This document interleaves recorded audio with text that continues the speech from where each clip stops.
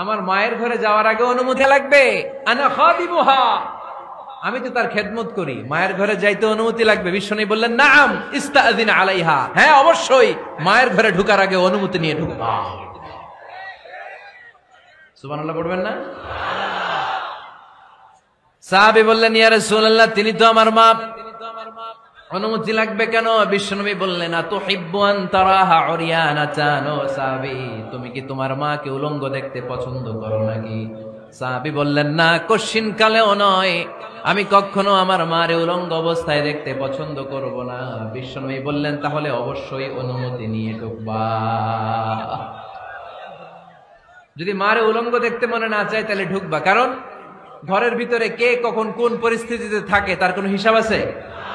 এজন্য সালাম দিবেন, নক করবেন, অনুমতি চাইবেন, তখন নিজেকে নিজে ভিতরে যারা আছে মহিলা হোক পুরুষ হোক সামলে নিবে, গুছিয়ে নিবে, তারপরে আপনাকে ঢুকার ব্যবস্থা করে দিবে, ঠিক কিনা? তাহলে মায়ের ঘরে ঢুকতে হলে যদি অনুমতি লাগে, তাহলে বোনের ঘরে ঢোকার আগে অনুমতির দরকার আছে না নাই? আমার পাশের ঘর হচ্ছে আমার ভাইয়ের ঘর, ভাইয়ের ঘরে ঢোকার আগে অনুমতির দরকার আছে না নাই?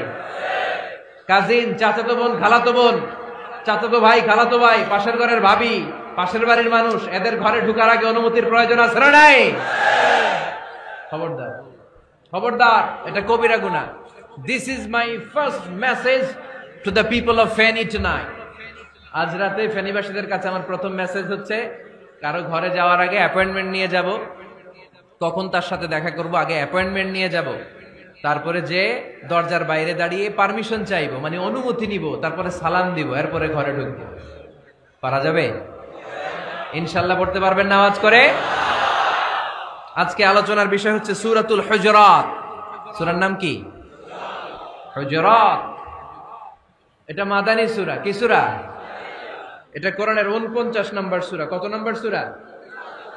এই সূরায় মোট আয়াত আছে 18টি। কয়টি? এবার আমি প্রশ্ন করব, উত্তর দেন। এই সূরায় মোট আয়াত সংখ্যা কয়টি? 18টি। এটি কোরআনের কততম সূরা? 49তম সূরা। আর সূরাটা মাক্কি সূরা। কি সূরা? মাদানী সূরা। এই সূরাটাকে বলা হয় সামাজিক রীতিনীতির সূরা। সোশ্যাল নর্মস শেখানো হয়েছে এই সূরায়। কেমন করে সমাজের শান্তি শৃঙ্খলার ভারসাম্য অক্ষুণ্ণ থাকবে সে ব্যাপারে এই সূরাতে আল্লাহ তাআলা কিছু দিক নির্দেশনা দিয়েছেন। আমাদের সমাজের ভারসাম্য ঠিক নাই, শান্তি নাই, সুশৃঙ্খলা নাই, শুধু মারামারি, জিঘাংসা, কিলাকিলি, হিংসা, বিদ্বেষ, বিশৃঙ্খলা। এই হিংসা, বিদ্বেষ, বিশৃঙ্খলা, মারামারির বিপরীতে সমাজের সাম্য, ভ্রাতৃত্ব, ভালোবাসা, সুশৃঙ্খলা আর ভারসাম্য কিভাবে অক্ষুণ্ণ রাখা যায় সেজন্য আল্লাহ তাআলা এই সূরার ভেতরে 10টা গাইডলাইন দিয়েছেন।